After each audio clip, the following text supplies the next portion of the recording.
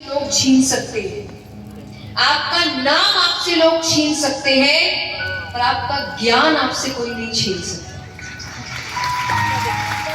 वो सिर्फ आपका है, लेकिन वो प्राप्त करने के लिए गलती भी करनी पड़ती है, सीखना भी पड़ता है, चलना पड़ता है, गिरना पड़ता है, फिर उठना पड़ता है। और ये एक बच्चे से सीखो। एक बच्चा जब चलना सीख रहा होता है, कितनी बार गिरता है वो? बताइए। बहुत बार गिरता है, लेकिन क्या कभी भी गिरते वक्त वो ये सोचता है कि शायद चलना मेरे लिए बना ही नहीं? हम सोचते हैं कुछ बारी हार गए तो लगता है ये मेरी नसीब में ही नहीं। तो क्या वो बच्चा एक बार भी सोचता है कि चलना शायद मेरे नसीब में ही नहीं? सोचता है बच्चा, वो तो फिर उठता है। हो सकता है कभी जोर से गिरे तो कुछ देर रो लेता है, लेकिन उसके बाद फिर उठता है और एक ना एक दिन चलना सीख ही जाता है। बस अपनी जिंदगी में इस बच्चे को जिंदा रखो। हम इस बच्चे को मार देते हैं। जब तक बच्चे बने रहोगे ना, जिंदगी बहुत सही चलेगी। बच्चा हर चीज में मस्त होता है। बड़े होने के बाद आप एक चीज नोटिस करेंगे कि पहले जब आप खेलते हैं बचपन में, किसी को लेना देना नहीं होता कि कौन जीतेगा कौन हारेगा, उसको तो खेलना है। वो 10 बार भी हारता है तब भी वो खेल वो बंद नहीं करेगा। क्यों? क्योंकि जीतना उसके दिमाग में कभी रहता ही नहीं। उसके दिमाग में क्या रहता है? खेलना। बड़े होने के बाद उसके दिमाग में क्या आ जाता है? जीतना। इसलिए वो गलत हरकतें करता है, फिर उसका ध्यान दूसरों को हराने में लग जाता है, तो खेल से उसका ध्यान हट जाता है। तो जीवन में अपने इस बच्चे को जिंदा रखो, जो पहली चीज तो कभी हार नहीं होगा, कितनी बार भी गिरे वो फिर खड़ा होगा। दूसरी चीज, उसका ध्यान जीतने हारने किसी और को हराने में नहीं रहता, केवल खेलने में रहता है कि मुझे तो खेलना है। गीता जी यही तो सिखाती है। अगर आप उसको साधारण रूप में देखिए, कहते हैं कर्म कर फल की चिंता मत कर। अब बच्चे की भाषा में कहो तो सिर्फ खेल, जीत हार की चिंता मत कर। और जो इस तरीके से खेलता है ना, वो कभी नहीं हारता, ये याद रखना। एक बहुत ज्ञानी पुरुष ने कहा था, वो अपने दोस्तों के साथ बैठे थे, लेखक थे। तो ऐसे ही बैठे बैठे उन्होंने अचानक से कहा कि तुम्हें पता है, मुझे इस पूरी दुनिया में कोई हरा नहीं सकता। तो दोस्त सब सोचे कि अरे इतना घमंड, इतना विश्वास, तो उनको लग रहा है तो ओवर कॉन्फिडेंस है भाई, ऐसे कैसे हो सकता है, कोई तो होगा। बोले कोई नहीं है, इस पूरी दुनिया में ऐसा कोई बना नहीं जो मुझे हरा सके। सब पूछने लगे, और अगर इतना ही विश्वास है थोड़ा हमें भी बताओ, ये कैसे, हम भी सीख ले, कैसा हो सकता है कि तुम्हें कोई हरा नहीं सकता? बोले साधारण सा कारण है, क्योंकि मुझे जीतना ही नहीं है।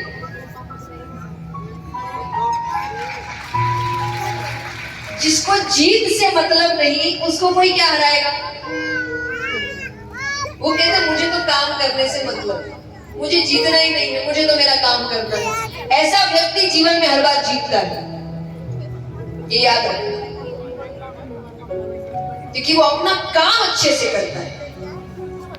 और जिसका ध्यान रहेगा कि मुझे जीतना है, तो वो जितना ध्यान उसको काम पे देना चाहिए, उतना ध्यान वो उस कैलकुलेशन में रहता है, ये काम करने से क्या मिलेगा, वो काम करने से क्या मिलेगा। जैसे एक बच्चा है ना, आजकल स्टूडेंट्स पढ़ने की बजाय उनका ध्यान रहता है कौन सा लकी पेन है, कौन सा लकी शर्ट है,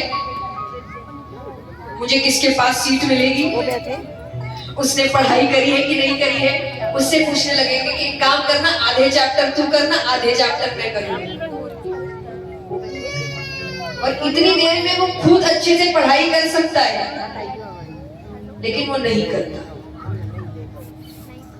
तो इसीलिए जितना ध्यान इस तामझाम पर देते हो ना, उतना ध्यान अपने काम पर दो, अपने आप आगे बढ़ जाओ।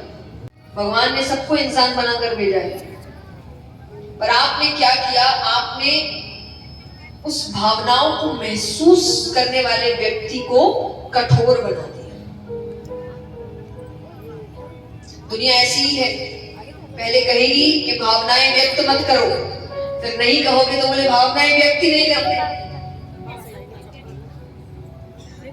पिक्चरों में दिखाया जाता है ना वो शक्तिमान,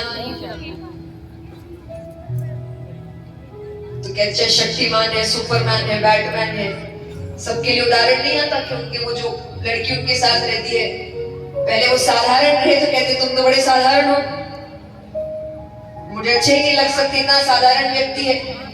और जब वो शक्तिमान या बैटमैन बन जाता बोली तुम तो ये बन गए, मुझे तो साधारण चाहिए।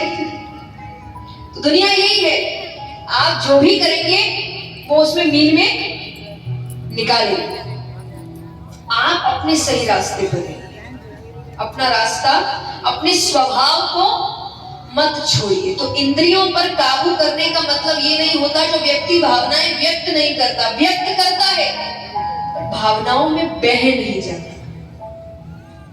व्यक्त करना है, जब रोना आए तो रोना है, कोई बात बुरी लगी तो कहना है, उन भावनाओं को महसूस करना है, तभी तो इंसान बने रहोगे, नहीं तो रोबोट बन जाओगे।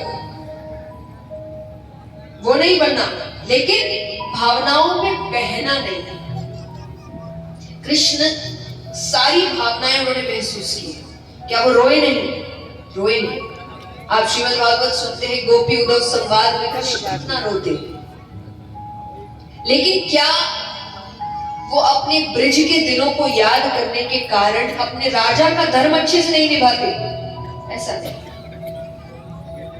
तो कई बार हम भावनाओं में इतने डूब जाते हैं कि हम अपने धर्म को भूल जाते हैं, अपने कर्तव्य को भूल जाते हैं। ये नहीं करना, भावनाओं को महसूस करना है पर अपना कर्तव्य नहीं भूलना। इसको कहते हैं इंद्रियों पर काबू करना।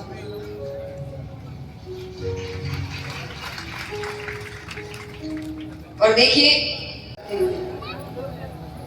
ये तो पत्नियों के लिए तो ज्यादा कहा गया है। कहते हैं कि पत्नी को हर वक्त, जो घर की लक्ष्मी है, उसको हर वक्त मुस्कुराते हुए रहना चाहिए, उससे घर में ज्यादा लक्ष्मी आती है। अब ये मुस्कुराती हुई रहे, इसका फर्ज आपका बनता है। अगर आपको लक्ष्मी चाहिए तो याद रखना, ये सच्ची मैं नहीं कह रही, कथाओं में आता है, और इसीलिए घर की लक्ष्मी कहा गया। वो जितना हंसती हुई रहती है, मुस्कुराती हुई रहती है, खुश रहती है, उस घर में उतनी ज्यादा लक्ष्मी आती है। ये सच्ची बात है।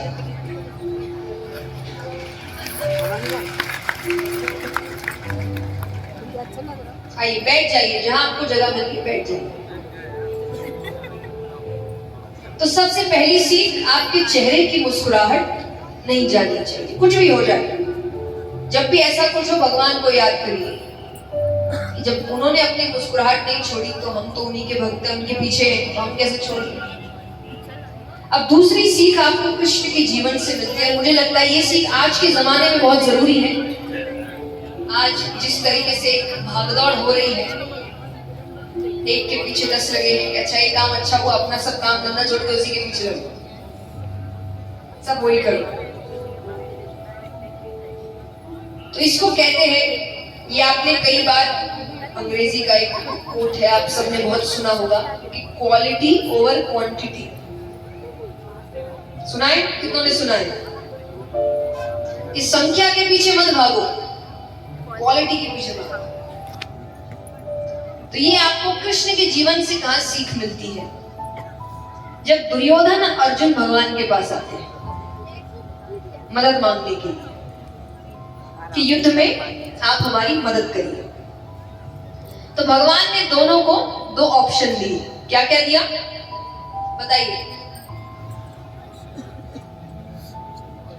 एक तरफ भगवान की नारायणी सेना और एक तरफ भगवान। क्वांटिटी कहां ज्यादा है?